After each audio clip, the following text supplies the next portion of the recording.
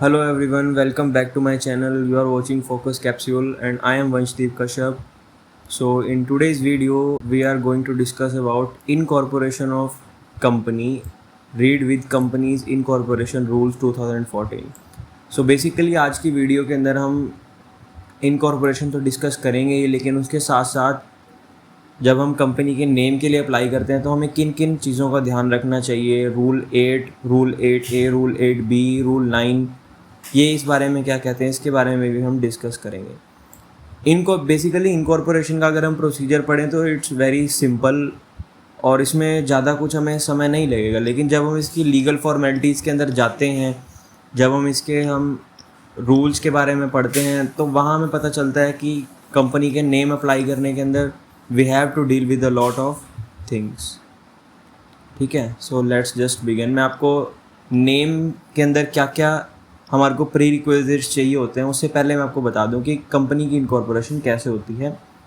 तो सबसे पहले section 7 of the companies act 2013 deals with incorporation of a company. ये मैंने कट शॉर्ट में आपके लिए एक हैंड रिटन नोट्स बनाया कि सबसे पहले application for registration of a company shall be filed with ROC within whose jurisdiction the registered office of company is proposed to be situated in SPICE Plus। ये SPICE Plus है form simplified pro forma for incorporation of company electronically plus. ठीक है, INC 32 जाएगा। इसके अंदर आपको stamp duty भी पे करनी पड़ती है। ठीक है जी, यहाँ पे मैं लिख दूँ यू नीड टू पे स्टैम्प ड्यूटी ऑल्सो।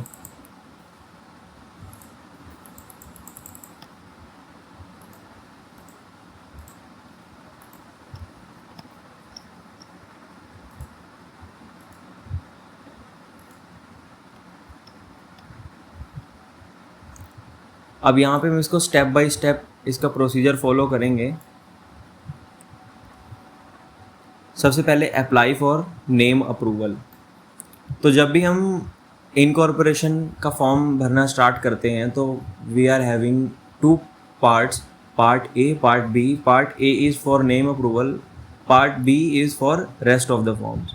ठीक है, 2 names can be proposed in order of preference. Complete SPICE Plus both A and B is to be submitted only one name। अगर हम स्पाइस पार्ट ए और part B दोनों इकट्ठा submit कर रहे हैं नेम अप्रूव कराए बिना, तो हम सिर्फ एक नेम प्रपोज कर सकते हैं। लेकिन अगर हम पहले अपना नेम अप्रूव सोच रहे हैं कि पहले हम नेम अप्रूव करवा लें उसके बाद स्पाइस प्लस पार्ट बी भरेंगे, तब हम दो नाम की प्रेफरेंस दे सकते हैं। फीस इसमें 1000 रुपीज़ लगती है। Name approved by ROC is reserve for a period of 20 days from approval. इसके अंदर आपको एक्सटेंशन भी मिल सकती है, उसके साथ आपको एडिशनल फीस पे करनी होती है। ROC has power to give extension. दोस्तों, जो मैंने आपको भी स्टैम्प ड्यूटी की बात बताई थी वो स्टेट टू स्टेट वेरी करती है कि हर एक स्टेट के हिसाब से वो स्टैम्प ड्यूटी डिटरमाइन होती है। अब हम नेम अप्रूव करवाने के बाद स्टेप 2 की तरफ चले जाते हैं, preparation of document for incorporation of company. कौन कौन से डॉक्यूमेंट्स हमें चाहिए जब हम कंपनी की इनकॉर्पोरेशन कर रहे हैं? सबसे पहले हमें उसका ई मेमोरेंडम और EAOA बनाना पड़ेगा। ई मेमोरेंडम और EAOA बनाना पड़ेगा। मैं यहाँ लिख दूँ, हमें EMOA और EAOA बनाना पड़ेगा। ठीक है जी, I hope that's clear. Declaration in form INC 8 by PCS, PCA, PCMA advocate. जब भी हम कंपनी की इनकॉर्पोरेशन स्टार्ट करते हैं तो हमें एक डिक्लेरेशन उसमें सबमिट करना पड़ता है। ठीक है, declaration from each subscribers to MOA and first directors. इसके बाद कंपनी के कॉरेस्पॉन्डेंस एड्रेस के लिए हमको डॉक्यूमेंट्स लाने पड़ते हैं। कॉरेस्पॉन्डेंस एड्रेस के लिए हम डॉक्यूमेंट्स ला सकते हैं यूटिलिटी बिल, ठीक है, NOC या फिर लीज एग्रीमेंट। मेरा docs for registered office, NOC from owner, rent agreement और यूटिलिटी बिल। यहाँ पे हमें बात रही जो यूटिलिटी बिल, याद रहे कि जो यूटिलिटी बिल है this should not be older than 2 months। ठीक है, 2 months।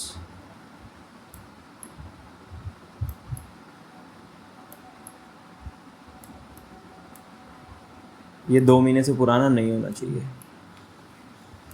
ठीक है, सो हम आगे बढ़ते हैं। Next, particular of all subscriber. particular of first directors, consent plus DIR2 plus interest in other entities form MBP1, declaration on disqualification form DIR8. ये सब हमको इसके साथ साथ प्रिपेयर करने, जो हमारे फर्स्ट डायरेक्टर्स हैं उनके ये 3 फॉर्म हम साथ साथ प्रिपेयर कर लेंगे. Step number 3, fill the above mention documents in SPICE plus part B. ये हमने डॉक्यूमेंट्स रेडी कर लिए, ये सारे डॉक्यूमेंट्स हमने रेडी कर दिए. अब हम इन डॉक्यूमेंट्स को फिलअप करेंगे स्पाइस प्लस पार्ट बी में. Spice plus is a single window clearance for following services regarding incorporation of a company.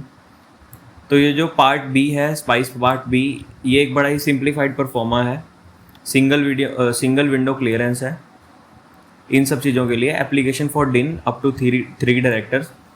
अब जब हम एक कंपनी की इनकॉर्पोरेशन करेंगे, we need not to file separate application of DIN. हम SPICE plus part B के अंदर ही अप टू 3 डायरेक्टर्स फाइल कर सकते हैं डिन की application. Application for availability of name, no need to file separate DIR12 for first director. First directors के लिए DIR12 सेपरेटली फाइल करने की ज़रूरत नहीं है, सेपरेटली फाइल करने की ज़रूरत नहीं है. No need to file separate form for address and registered office INC22. INC22 भी सेपरेटली फाइल करने की ज़रूरत नहीं है. No need to file separate form for PAN and TAN. ठीक है जी, ये सब आपको included in SPICE part B. ये सब आपको स्पाइस पार्ट बी के अंदर ही इंक्लूडेड रजिस्ट्रेशन की सर्विसेज मिल जाएंगी. No need to file separate for GST. Okay, EPFO, ESIC, इन सब के अकाउंट्स आप स्पाइस प्लस पार्ट बी के साथ ही खोल सकते हैं. ठीक है, इसके बाद एक लास्ट फॉर्म हमें प्रिपेयर करना रहेगा, agile pro S linked web form. जब हम स्पाइस पार्ट बी का सब कुछ प्रिपेयर कर चुके होंगे, agile pro S automatically generate हो जाता है. INC9 एक फॉर्म होता है, वो भी ऑटोमेटिकली जनरेट हो जाता है. After the above procedure is completed, last step is step 4, ROC on the basis of documents and information filed by applicant shall register all the documents and information and issue a certificate of incorporation in form INC11 and shall mention PAN number of the company. तो दोस्तों, ये था हमारा एक simplified process for incorporation. ये मैंने आपको एक बेसिक ओवरव्यू दिया है. ठीक है, जो आज का हमारा वीडियो का टॉपिक ऑफ डिस्कशन है वो ये है कि नेम अप्रूवल करने के लिए क्या प्री रिक्विजिट्स हैं. हमारा नेम अप्रूवल के लिए क्या क्या हमारी कंडीशंस रहनी चाहिए. तो इसके लिए हम रेफ़र करेंगे कंपनीज इनकॉर्पोरेशन रूल 2014. इसमें है rule number 8, names which resemble to nearly with the name of existing company. इसका नोट नंबर 4 हम रीड करेंगे.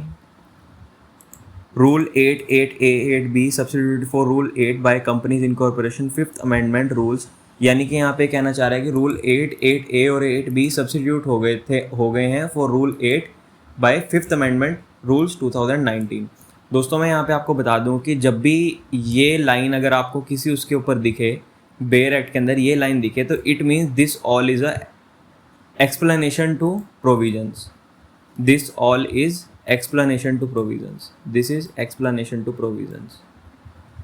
ठीक है, this is explanation to provisions. This is the base provision and this is its explanation. तो next page के ऊपर भी हमें इसकी explanation ही given है.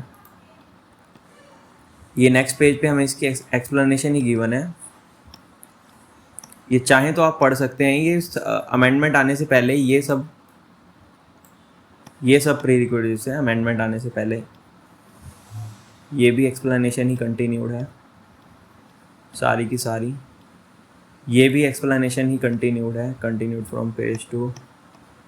यहाँ से हमारा सबसेक्शन 2 स्टार्ट हुआ. The following matters are to be disregarded while comparing names under sub rule 1. Sub rule 1 के अंदर following factors are to be disregarded. सबसे पहले the word like private limited, POPC private limited, IFSC limited, IFSC private limited, producer limited, unlimited, limited, LTD, LLP, partnership, company and co-corporation, corporation, corp और group. ये सब words को हम किसी के भी कॉपी में नहीं मान सकते क्योंकि ये तो हमें यूज़ करने ही पड़ेंगे. So this words will not be considered as copied. अब कौन कौन से वर्ड जो हैं जिसे हम सिमिलर मान लेंगे उनके अंदर आप अप्लाई नहीं कर सकते, जो कॉपी मान लिए जाएंगे, वो ये हैं: द प्लूरल और singular form of words in one और बोथ नेम्स। यानी कि किसी भी वर्ड का सिंगुलर या प्लूरल उसको सेम ही माना जाएगा। जैसे कि for example green technology is same as greens technology and greens technologies limited. आप एक ऑलरेडी एग्जिस्टिंग कंपनी है ग्रीन्स टेक्नोलॉजी, और आपने अपनी कंपनी का नाम रख दिया ग्रीन्स टेक्नोलॉजीज लिमिटेड। तो सिर्फ एक अगर आपने उसके आगे एस लगाया है तो it means it will be consider as a copy. For example Pratap technology limited is as same as Pratap's technologies limited and Pratap's technologies limited. तो यानी कि आप किसी अपनी कंपनी के नाम के आगे सिर्फ एस जोड़ देंगे तो उससे भी वो कॉपी ही माना जाएगा। लेकिन इसकी एक एक्सेप्शन है, मान लो कि किसी कंपनी का नाम है SM computers is not same as SMS computer. इसमें आप अगर एस लगाएंगे, इसमें अगर आप एस लगाएंगे तो फिर वो सेम कंसीडर नहीं होगा। Now next is type and case of letter, spacing between letters, punctuation marks and special characters used in one और बोथ नेम्स। जैसे कि ABC limited is same as A.B.C limited and ABC limited dot, but teamwork limited is same as team@work limited and team#work limited। यानी कि अगर आपने अपने company के नाम के बीच में ऐसा कोई मार्क लगा दिया, कोई ऐसे अपने @ कोई सिंबल बना दिया, तो that will also be consider as similar, वो भी आपको नाम नहीं मिल पाएगा। Use of different tenses in one और बोथ नेम्स, ठीक है। Ascend Solutions Limited is same as Ascended Solutions Limited and Ascending Solution Limited। अब इसको आपने Ascend Solutions को आपने बना दिया Ascended Solutions, यानी कि किसी को उसकी प्रेजेंट टेंस में या उसके फ्यूचर टेंस में भी लिख देंगे या उसके कंटिन्यूस टेंस में भी लिख देंगे तो that will be consider as same, ठीक है। Speak English solution limited is same as spoken English solution limited, तो इसको भी कॉपी मान लिया जाएगा, ये भी सिमिलर नेम में ट्रीट किया जाएगा। Use of different phonetic spellings include use of misspelled words of an expression. For example, अब ये Camtech limited is same as Camtech limited and Camtech limited and Camtech limited और इसको KEMT take limited या फिर KEMT एक ही limited. अब इन सब की प्रोनाउंसिएशन सेम बन रही है, तो ऐसा भी काम नहीं करना। फॉर एग्जांपल, आपने अपनी कंपनी बना ली, ठीक है, ओरिजिनल कंपनी इज़ रिलायंस, ठीक है, ओरिजिनल कंपनी इज़ रिलायंस, लेकिन आपने स्पेलिंग चेंज कर दिए, आपने बना दिया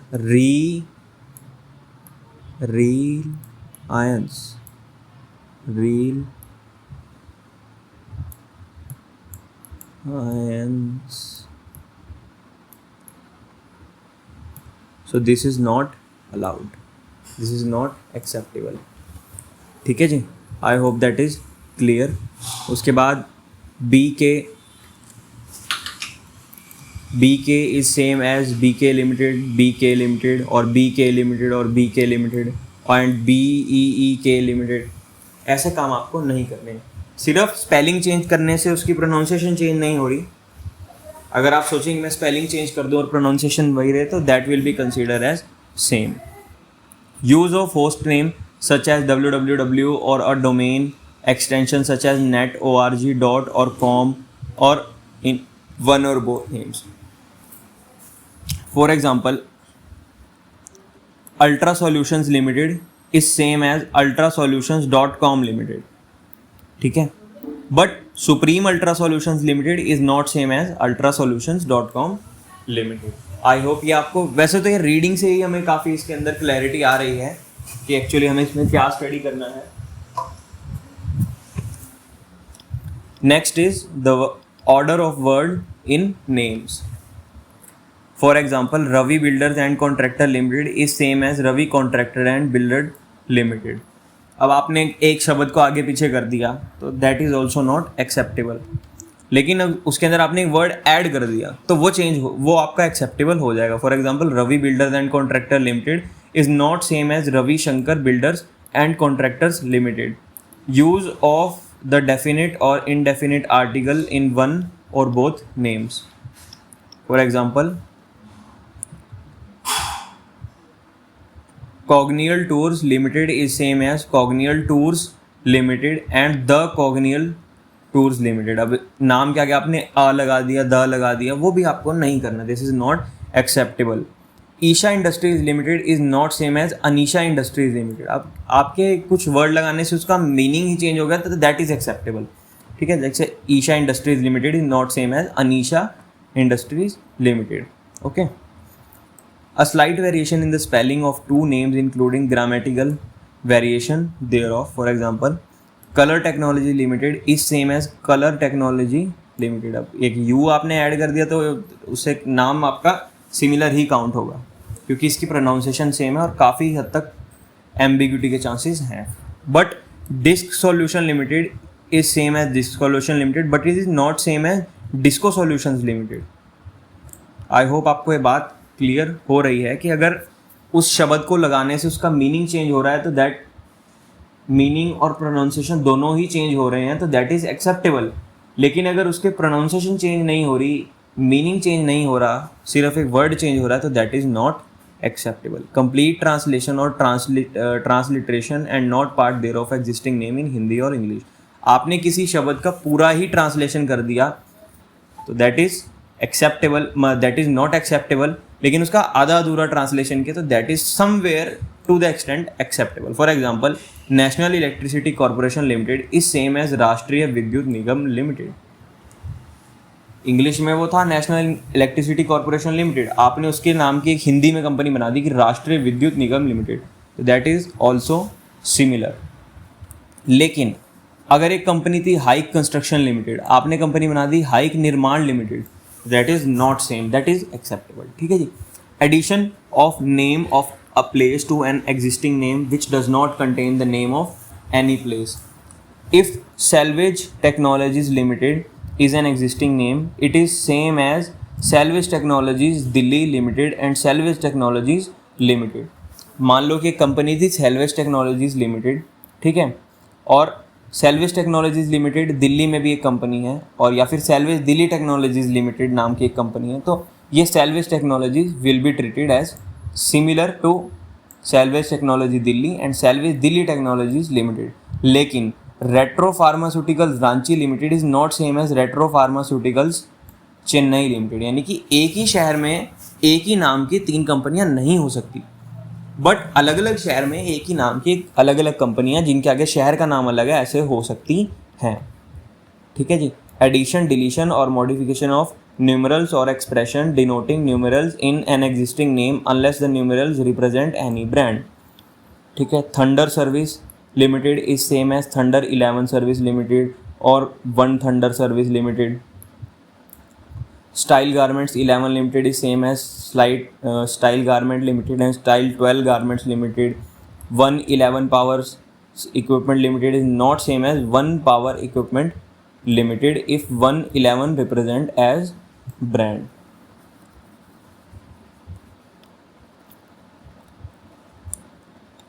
एक ही सर्विस के अंदर एक ही कैटेगरी के अंदर नाम क्या कोई वर्ड लगा देने से वो आपकी अलग कंपनी नहीं मानी जाएगी. That will be consider as a copy. लेकिन अगर आप अलग अलग कैटेगरीज में हैं, for example 111 power equipment limited, ठीक है, 111 power equipment limited and 1 power equipment limited, ठीक है, is different but if 111 represents a brand, 111 एक डिफरेंट कैटेगरी में एक ब्रांड को रिप्रेजेंट कर रहा है तो it will not be considered as same. Provided that clauses F to H and clauses K and L shall not be disregarded while comparing the names if a no objection by way of board resolution has been provided by existing company. अगर existing company ने अपना लिखित में एक board resolution दे दिया है कि ये कंपनी हमारा नाम ऐसे यूज़ कर सकती है सिमिलर, तो उसमें ROC को कोई objection नहीं होगी. Clause F to H and clause K and L. ठीक है जी. अब है 8A undesirable names. 8A Rule 8A sub rule 1, the name shall be considered undesirable if it is prohibited under the provisions of section 3 of Emblems and Names Prevention and Improper Use Act 1950 unless a previous permission has been obtained under that act. ठीक है जी. Save as provided in section 35 of Trademarks Act. दोस्तों मैं आपको trademarks के बारे में यहाँ पे एक छोटी सी इन्फॉर्मेशन दे दूँ just for the sake of knowledge. हमारी जैसे रिलायंस कंपनी है, तो रिलायंस कंपनी ने क्या कर रखा है कि हर एक कैटेगरी के अंदर ट्रेडमार्क अपना रजिस्टर कर रखा है. आप किसी भी कैटेगरी में अपना वो करने जाओगे ना, आपको रिलायंस का ट्रेडमार्क मिलेगा. ऐसी हल्दीराम्स ने हर कैटेगरी में ट्रेडमार्क कर रखा है, चाहे वो बिजनेस कर रहे हैं चाहे नहीं कर रहे हैं. उन्होंने हर कैटेगरी में अपना ट्रेडमार्क करवा रखा है, क्योंकि उनको मतलब एक फ्यूचर सेंस के लिए कि कोई भी हमारे नाम से किसी भी तरह का धंधा ऐड ना कर सके. तो जब भी हम कंपनी का नेम के लिए एप्लीकेशन डालते हैं तो ट्रेडमार्क की वेबसाइट पे जाके हमें उस नाम से कितने ट्रेडमार्क रजिस्टर्ड है वो भी चेक कर लेना चाहिए. वो चेक कर लेने से हमको ये बेनिफिट रहता है, क्योंकि कल को ट्रेडमार्क के अंदर भी हमारे नाम के ऊपर ऑब्जेक्शन आ सकता है. तो इट इज़ ऑलवेज सजेस्टेड कि जहाँ पे आप अपने नाम का चेक कर रहे हैं वहाँ पे आप अपने ट्रेडमार्क का भी चेक कर लें कि इस नाम से ऑलरेडी किसी का ट्रेडमार्क तो नहीं registered. The owner of the trademark as the case may be has obtained and produced by the promoters. It includes any word और word which are offensive to any section of people. ऐसे भी कोई word use ना करें company के नाम में जो किसी सेक्शन ऑफ पीपल के लिए ऑफेंसिव हो. फॉर एग्ज़ाम्पल आपने एक कंपनी बनाई, ठीक है, उस कंपनी के अंदर आप पूजा का सामान बेचते हैं. आप उसका नाम कुछ भी रख सकते हैं, आप उसका नाम देवदर्शन रख सकते हैं, कुछ भी रख सकते हैं, लेकिन आपने उसका नाम रख दिया एंटी मुस्लिम पूजा स्क्वाड. अगर ऐसा कुछ रखेंगे तो that is really offensive. The proposed name is identical with और too nearly resembles the name of a limited liability partnership.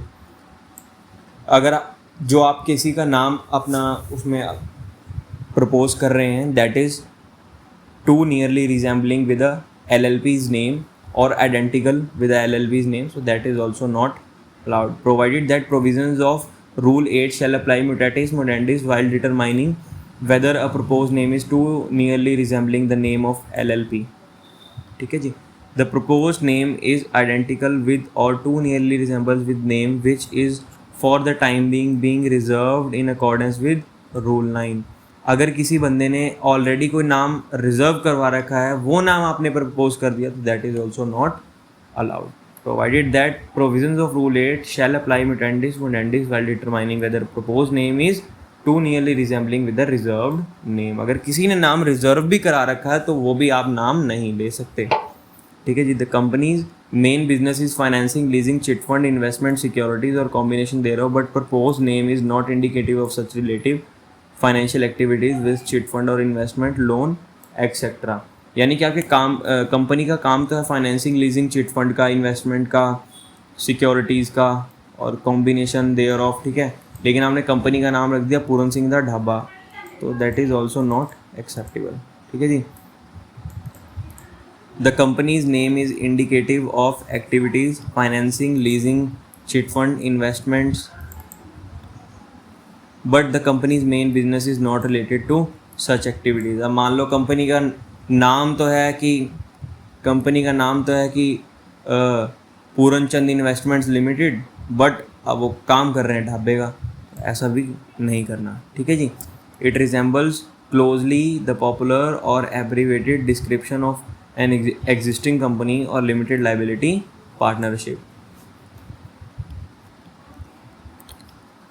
The proposed name is identical with or too nearly resembles the name of a company or LLP incorporated outside India reserved by such company LLP with registrar. अब किसी foreign company ने India में कोई नाम reserve करा रखा तो वो नाम भी आप नहीं ले सकते. Provided that if a foreign company is incorporating its subsidiary company in India, then the original name of holding company as it may be allowed with the addition of word India Limited or of any Indian state और city if otherwise available. अगर कोई foreign company अपनी subsidiary India में बनाना चाहती है तो वो उसके अंदर वर्ड इंडिया लिमिटेड या फिर इंडियन स्टेट के साथ यूज़ कर सकती है. Provided further that provisions of rule 8 shall mutatis mutandis apply mutatis mutandis while determining whether a proposed name is too nearly resembling the name of company limited or a LLP incorporated outside India.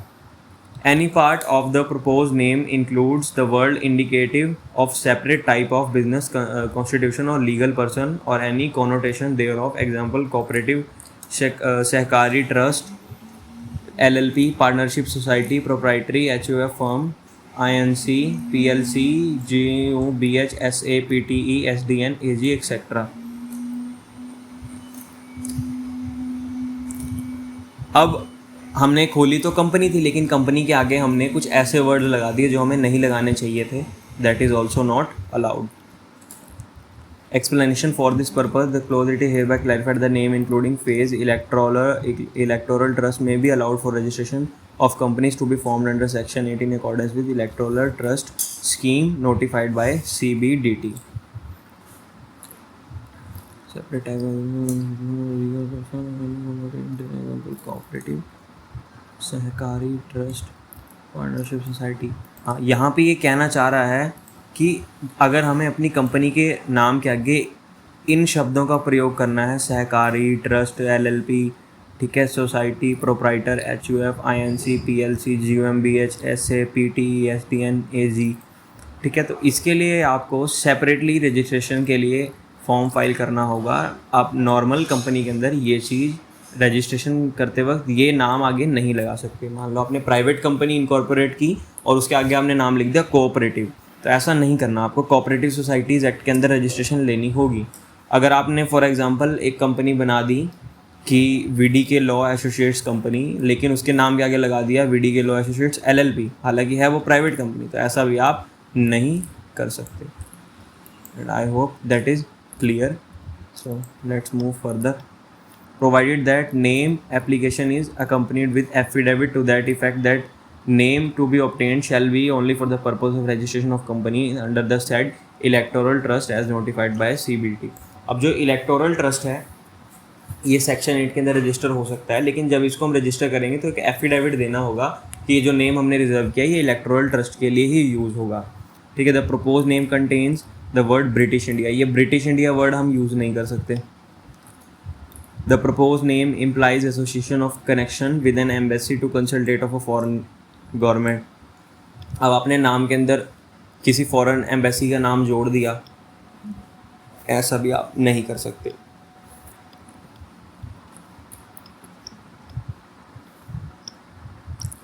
The proposed name includes or implies association or connection with the patronage of a national hero or any person held in high esteem or important personage who occupied or occupying important positions in the government. For example आपने एक private company बना दी, उसका नाम लिख दिया Amit Shah groceries private limited. ऐसा आपको नहीं करना. ठीक है. A propose name is identical to the name of company dissolve as a result of liquidation proceeding and a period of 2 years has not elapsed from the date of such dissolution. यानी कि company dissolve हुई थी, उसका नाम अभी भी है, उसको डिजॉल्व हुए 2 साल नहीं हुए हैं, तो आप उसका नाम भी नहीं ले सकते. Provide that if propose name is identical with the name of company which is struck off in pursuance of action under section 248 of the act and section 560 of the companies act 1956, then the same shall not be allowed before expiry of 20 years from the date of publication in official gazette being so struck off. अगर कोई company strike off हो चुकी है, ठीक है, अगर कोई company strike off हो चुकी है तो उसके 20 साल तक भी आप उसका नाम नहीं ले सकते. ठीक है जी. It is identical with the name of a LLP in liquidation और name of LLP which is struck off up to a period of 5 years. एक LLP जो कि लिक्विडेशन में है या फिर एक LLP जो कि स्ट्रक ऑफ हुई है और उसको 5 years नहीं हुए हैं, इसका भी नाम आप नहीं ले सकते. The propose name include the word such as insurance, bank, stock exchange, venture capital, asset management, nidhi, mutual fund, unless a declaration is submitted by applicant that required mandate by respective regulators such as IRDA, RBI, SEBI, MCA has been complied with the applicant. आप अपनी company के अंदर ये सब word भी use नहीं कर सकते अनलेस आपने IRDA, RBI, SEBI, MCA इनसे एक अप्रूवल नहीं ले लिया हो. The proposed name includes the word state in case the company is not a government company. अब कंपनी हमने प्राइवेट बनाई लेकिन उसके अंदर आपने स्टेट का नाम डाल दिया। फॉर एग्जांपल आपने अपनी कंपनी बनाई हरियाणा हैंडलूम्स प्राइवेट लिमिटेड। अब Haryana is the name of state, तो आप यूज़ नहीं कर सकते, लोगों को लगेगा कि ये सरकारी कंपनी है। The propose name is containing only the name of continent, country, state, city such as Asia limited, Germany limited, Haryana limited और मैसूर लिमिटेड। जैसे मैंने आपको भी बताया कि ये चीज़ आप इसमें यूज़ नहीं कर सकते। Use of descriptive names where the name merely consist of commonly use words to describe an activity. For this purpose the term commonly used for reference to generic expression which may be used by another company to describe its trade. While determining whether a name is descriptive or not, the objects of proposed company or the order of words appearing in a name shall not be relevant. The name shall not be deemed to be descriptive where commonly used words are used in addition to other words in the name. तो यहाँ पे ये कहना चाह रहा है कि आपको जेनरिक वर्ड्स यूज़ नहीं करने जिससे उसके प्रोडक्ट का डिस्क्रिप्शन मिले, अनलेस एंड अदरवाइज वो कॉमन वर्ड हो। फॉर एग्जांपल कॉमन वर्ड जैसे कि आपकी क्लोथ्स मैन्युफैक्चरिंग की एक यूनिट है, तो आपने अपने कंपनी के अंदर नाम में लिख दिया कि SIF क्लोथ्स प्राइवेट लिमिटेड, तो दैट इज़ अलाउड। लेकिन अगर आपने उसके अंदर अलग से लिख दिया, आपने उसके अंदर स्पेशलाइजेशन लिखा दी कि SIF exclusive jackets private limited, तो वो ऐसा काम आप नहीं कर सकते। या फिर आपने लिख दिया SIF special jackets private limited, या फिर आपने लिख दिया XYZ leather jackets private limited, ऐसा आप नहीं कर सकते। Illustration, the name silk manufacture private limited and manufacture silk private limited are descriptive as they merely describe an activity which may also be carried out by other company and order of the word is not relevant determining the descriptive name. For example silk manufacture private limited, अब इसके अंदर हमने category बता दी, लेकिन इसके अंदर हमने कुछ उसमें वो नहीं बताया कि हम किस क्वालिटी का सिल्क बेच रहे हैं, एक्सक्लूसिव सिल्क मैन्युफैक्चर, ऐसा हमने कुछ नहीं लिखा, तो this is allowed. The name computer world limited, food star limited, tour hub limited और house of chocolate limited are not descripted as do not merely consist of commonly use word. अब इन्होंने special इसके अंदर word डाल दिए कि computer world limited, food star limited, tour hub limited और house of chocolate limited are not descripted as the name do not merely consist of commonly use words. अब ये कॉमन कैटेगरी नहीं है, ये स्पेशल हो गया। जैसे मैंने आपको बताया ना कि SIF क्लोथ्स लिमिटेड, क्लोथ्स पूरी एक कैटेगरी होगी, लेकिन मैंने उसके अंदर लिख दिया कि SIF leather jackets limited, leather jacket एक नीच प्रोडक्ट हो गया, ठीक है। तो silk manufacturers private limited, silk एक कैटेगरी हो गई कि सिल्क एक पूरी कैटेगरी है, लेकिन कंप्यूटर वर्ल्ड लिमिटेड, अब कंप्यूटर एक नीच प्रोडक्ट हो गया। Food star limited, tour hub limited, house of chocolate limited, तो ये नीच प्रोडक्ट्स को डिस्क्राइब कर रहे हैं। The name technical Vista limited और Vista technical limited are not descripted and as do not merely consist of commonly use word and the order of word is not relevant while determining whether name is descriptive. The name Drinking Water Plant Limited is a descriptive name even if the object of company is not related to making drinking water plant, as it consists of commonly used word and object of the proposed company is not relevant while determining whether a name is descriptive. The name Silkwise Manufacturers Private Limited is not descriptive as it contains words other than commonly used words. अब ऊपर था silk manufacture private limited, लेकिन इन्होंने लिख दिया silk wise price manufacturers private limited, तो ऐसा काम आप नहीं कर सकते।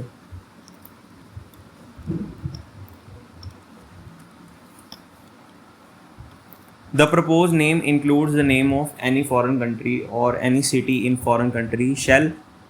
Same shall be allowed if the applicant produces any proof of significance of business relation with such foreign country like memorandum of understanding with company of such country. आप अपनी company के अंदर किसी फॉरेन कंट्री की city का नाम use कर रहे हैं, किसी फॉरेन कंट्री का नाम यूज़ कर रहे हैं, तो उसके लिए आपको एक डिक्लेरेशन देना होगा, उसके लिए आपको प्रूफ सबमिट करना होगा कि वहाँ पे आपका कोई बिजनेस रिलेशन है। अगर है तो आप कर सकते हैं, नहीं है तो आप नहीं कर सकते। Provided that name combining of name of a foreign country with use of India like India, Japan or Japan India shall be allowed if there is a government to government participation or patronage or no company shall be incorporated using the name of enemy country। यानी कि जिन countries के साथ हमारी government के MOU sign हुए हैं उनका नाम आप यूज़ कर सकते हैं, लेकिन हमारी एनिमी कंट्रीज़ के साथ आप यूज़ नहीं कर सकते। फॉर एग्जांपल आपने अपनी एक क्लोथ्स की आपने मैन्युफैक्चरिंग लगाई, तो उसमें हमने लिख दिया India Pakistan special saris private limited, तो आप वो काम नहीं कर सकते। For this purpose, the close enemy country means so declared by the government of India from time to time. ठीक है। The proposed name of Section 8 company under the Act does not include the word foundation, forum, association, federation, chamber, confederation, council, electoral trust, and like etc.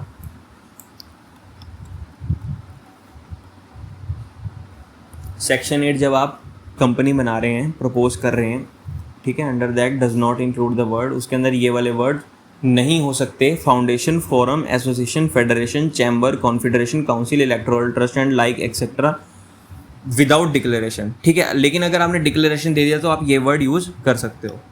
The propose name of nidhi company under the act does not have last word nidhi as part of its name. अगर आपने निधि company बनाई है तो उसके last में निधि limited, निधि लिखना ज़रूरी है।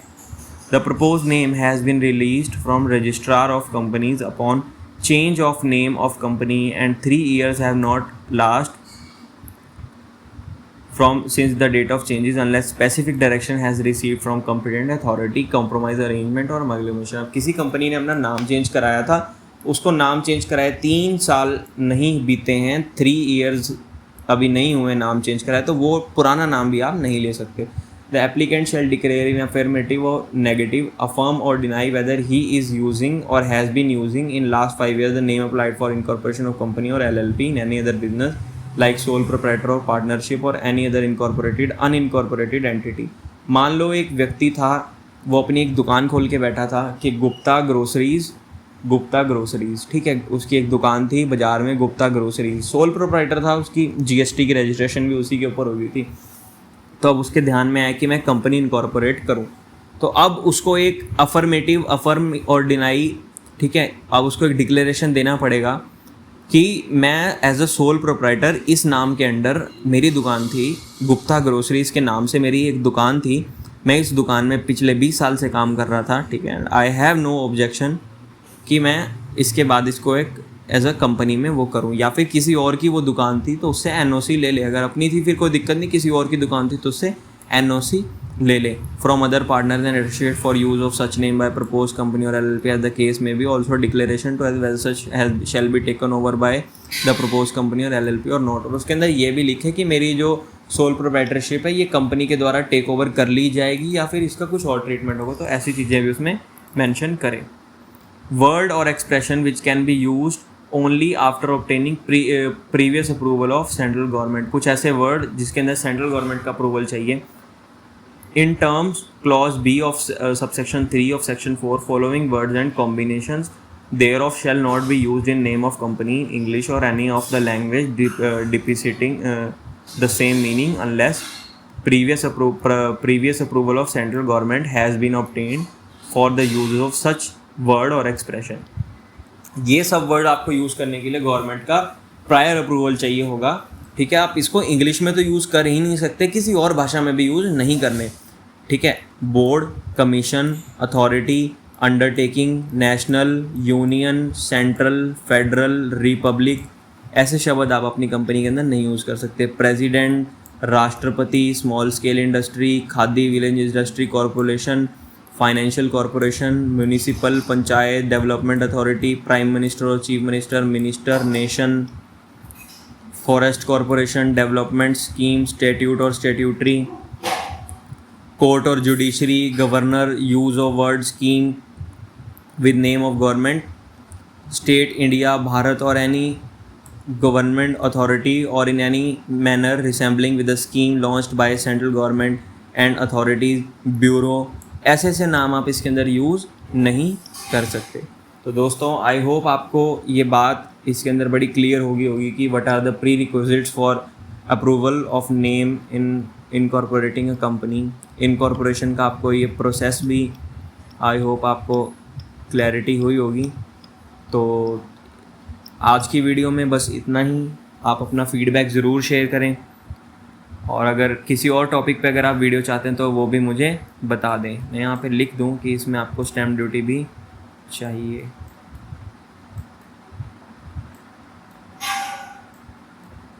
तो दोस्तों इसी तरह से वीडियोस को लाइक करते रहें, शेयर करते रहें, चैनल को सब्सक्राइब करें और इसी तरह वीडियोस को प्यार देते रहें। एंड फिर मिलेंगे नेक्स्ट वीडियो में। Till then good bye.